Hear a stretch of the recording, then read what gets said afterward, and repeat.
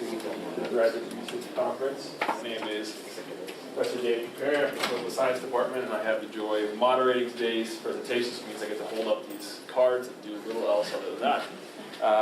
And so we have the pleasure of hearing from 5 presenters today. If you're presenting, you normally have 15 minutes to present. We have about 5 minutes afterwards for questions. We're packing 5 of you into 80 minutes, and so we may take a minute or two less than time. Don't feel like we need to take all the time, but certainly feel free to take all your time if you want to. And if we run over a little bit, that's fine as well. For those of you who are presenting in the audience as well, please avoid leaving the room while someone's talking. So you can certainly take off between presentations, but I'd encourage those of you presenting to stick around and hear from your peers as well, to sort of hear from the whole session as we have a wide range of cool topics discussed today. So first presenter is Benjamin Finley, with faculty advisor Jeremy Giselle, and I'll give them the floor to start out. Hi everyone, I'm Ben Finley. I am a senior here at MCLA, a major in computer science, and my presentation's on ePortfolio. So we'll start out of what is ePortfolio? It seems that ePortfolio has many different definitions. It can be storage cabinet, some people look at it as that, assessment tool, multimedia resume, but can we categorize it as what Ralph Waldo Emerson mentions as what is a weed? A plant whose virtues have not yet been discovered? Do we not know what the value of ePortfolio is yet? So in 1996, Paul Truer of University of Minnesota developed an ePortfolio system for his university. And he came up with 4 characteristics of ePortfolio. First being that it must be owned and managed by its own users. It must be used responsibly to selectively pick out pieces, not just for throwing things in. Selectively pick out things to be in the ePortfolio. And to practice critical reflection, to reflect upon what you have learned and how you have learned it, and it should foster lifelong learning. It is a tool for documenting a student's or a faculty's learning over time, which cultivates deep and continuous learning. And since I didn't know what it meant by deep learning, it's searching for meaning in the task, connecting it to other experiences that you have earned. What ePortfolio is not the Fitbit of education. It is not a dumping ground for information. It should be a polished gem, which takes time to create. It is not necessarily a template for your resume, though a lot of people have used it for that. It is not a template for that. It is not created as a learning platform, though you can use it for that. And it's not really for creating virtual identity like Second Life. It's for your own personal purposes, not for a virtual identity. So from all this, you can understand that ePortfolio is poorly understood. So effectively using ePortfolio. So what are the benefits of using ePortfolio? It provides a place for students to create connections with their other courses and their own experiences, and it personalizes your learning. It provides a place for assessment for learning outcomes, specifically for faculty. Did my students learn what I was expecting them to learn? Did they learn something else? Did they not learn what I was expecting them to learn? And it provides a way of affirming and giving localized institutional value. It allows a place for students to show contributions made by the faculty to place and the local community visible to others. So how do you make this learning visible in ePortfolio? It can be done through rich media, which is photos, video, music. It can be used through program assessment. It allows you to step away from standardized testing like a lot of us were used to in high school with the MCAS and a lot of SATs. It allows for a qualitative assessment so outsiders can see what you have learned. It is a place for reflection, and what I mean is critical reflection, making learning visible to yourself and to others. What did you learn? How did you learn that? And once you figure out how you learned something, it can aid you in future learning. And it also is a place for self-presentation. Like for faculty, you can include course content and syllabi, and it expands your audience's picture to allow to see who you really are, what you've accomplished. And this, employers and graduate schools really do like seeing this, because it shows a portrait of all your achievements.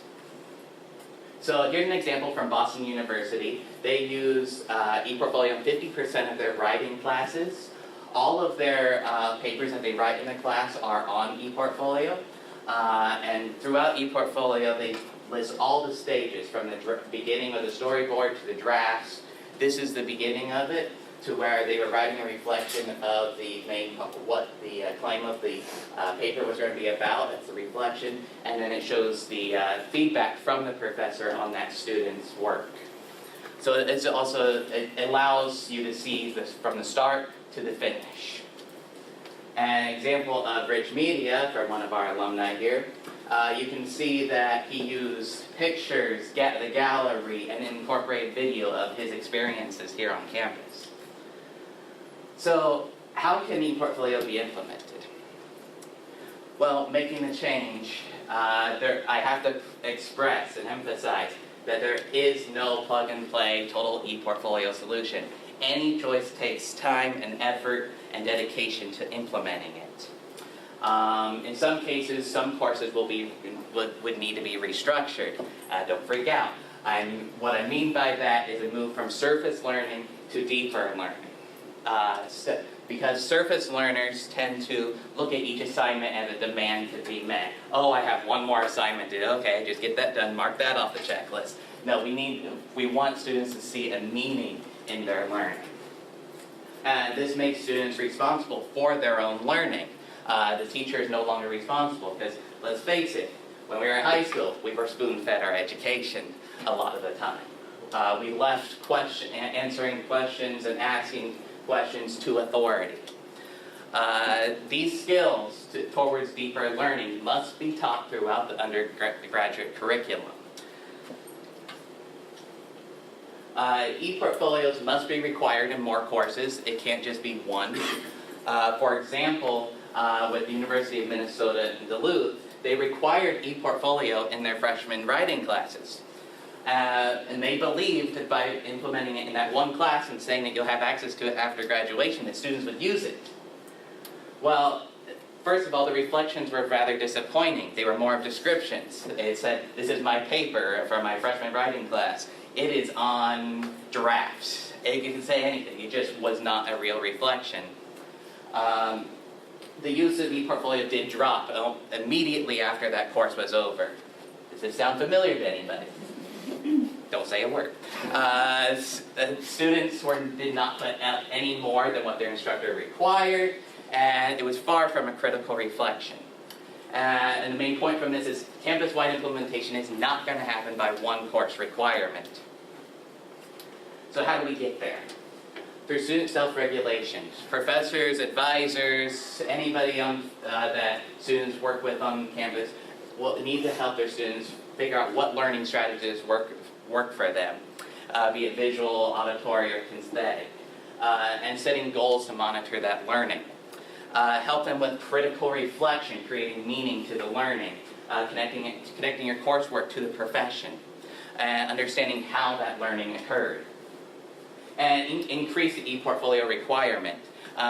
University of Minnesota did change that to making students upload all their papers on the ePortfolio with reflections for each. And they saw improvement in the use of ePortfolio, which showed proof of a move towards deeper learning. So more evidence of progress is that they identified 5 learning skills from highest to lowest that students need to learn.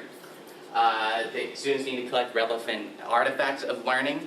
They learn to self-regulate themselves, to critically reflect and integrate learning, as in taking these experiences they learn and using them in other places. And they also build upon their knowledge and applying it in other places in the community with others. So it's not an easy road ahead to continue implementing this. Sometimes it may require an overhaul to teaching, and it's best done with that. That way it fosters a lifelong learning goal. Skills must be reinforced throughout the college for them to become habits. because if you just do it once, it's never going to take on, so you have to keep enforcing it. If employed thoughtfully, it gives a greater institutional coherence. It brings everybody together. So there's help in unlikely places. And I actually spoke to the director at University of Anchorage, and also in an article that he had written, is you promote from the bottom up. Don't top-down command. It shouldn't come from the dean and say, oh, this goes to everybody. It should be from the bottom up. The student body needs to be involved. Dedicate a team to ePortfolio, such as an academic technology team. And they will work with faculty to create goals in their classes, in their curriculum, in their courses, to include ePortfolio. And there should be hosted workshops to create an ePortfolio culture on campus. So, and also he was saying hire the vendor as a team player, because this was back when they were first starting implementing this. Don't hire the vendor as just, okay, I'm buying the software from you. Make them a team player. Make them involved in your meetings, such as the CEO of Digication and the president, that he actually had them involved in their advisory committee meetings. And you will identify new places that you could implement ePortfolio, which is in promotion, merit, and tenure practices. They did this as a trial program at University of Alaska, and a third of their faculty going through the process participated. The idea was to use it in student orientation, so students see it right from day one. So it's not like, oh, here's this, surprise. No, make it from day one. So is it worth it? Don't get scared by this slide. So what this is really saying, I'm going to sum up because this will take a while to get through, is employers would visit ePortfolios at some point during the potential candidate selection. This was a advisory board committee at Notre Dame Career Center. They interviewed 11 recruiters from several different companies, including AT&T, Boeing, General Mills, General Electric, Johnson & Johnson, and Procter & Gamble. And they were trying to do a study to confirm findings from the Association of American Colleges and Universities. And they confirmed that their findings were correct. That employers do enjoy seeing, along with the college transcript and resume, a portfolio with students' work in it to prove their key skills and knowledge. Further on, they were also surveyed these companies about when would be the best time to show the ePortfolio, and a lot of times it was before or after an interview, and they did find that ePortfolio would be a strong tool for recruiting and development. So who else is using ePortfolio? The University of Anchorage, Auburn University, University of Notre Dame, Boston, LaGuardia, Rutgers, all these well-known colleges are using it, so why not? Why don't we step up and join them and make it more of a integrated process here at MCLA?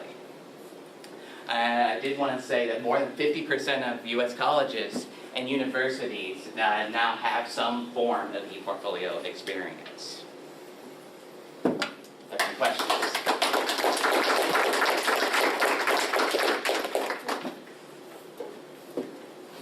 Yes. So you're a CS major. Yes. What is in your ePortfolio? How do you demonstrate what you learn here?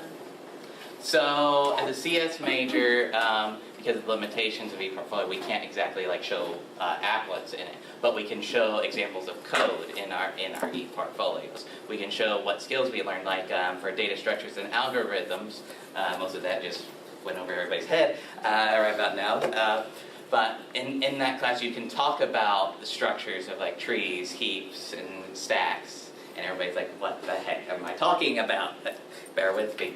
And you can talk about the philosophy behind those structures and what you've learned from that class. It doesn't necessarily have to be programs up there, but talk about what did you get out of the class, what did you learn.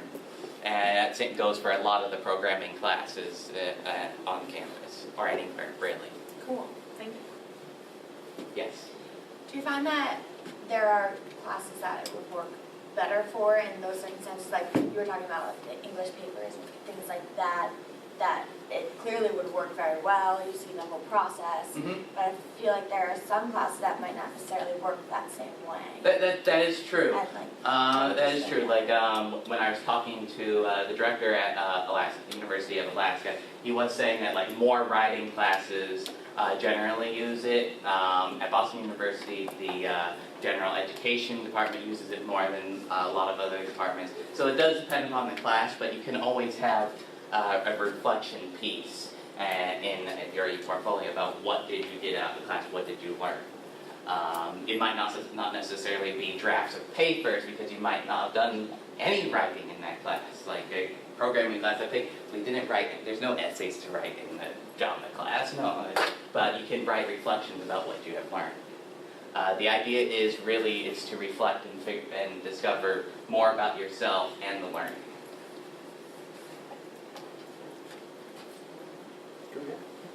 So you have the unique experience of being a student and using the tool and an administrator and helping the campus use the tool. What do you think is the biggest drawback why students don't use it more regularly? One of the biggest things is letting people know the value of it. It's kind of like we're told it's there, yes it will help you, but nobody ever says why and how will it help me. I'm like, okay, I'm supposed to throw this up there. What am I supposed to do with it? That's one thing that's not well communicated. It's like, oh, it's just one more thing we have to do. And just like I was saying with surface learning, that's what it looks like. We need to show students and teach them that there is value in this. That's why doing it just in the freshman year, really pushing it is just like, they're high school students still, really. And it's like, okay, what's the point in this? You mentioned that a lot of employers will look at this as potentially. Do you think there's a risk that if students and correspondingly faculty don't take it very serious, but assign it at some level, that they can hurt a student if they put up things that just don't reflect hard work or don't reflect something well thought out? That's a hard one. I mean, that's kind of more my opinion. It could, but I doubt it, because it's still showing work. I mean, if the employer knows it's from your freshman year, they're going to realize that they're going to hope that you don't still write or work like you did in your freshman year if you're a senior. Or you actually wouldn't even have to give it to them for that matter if you've never touched it again. But the real goal is to continue working with it throughout your college career.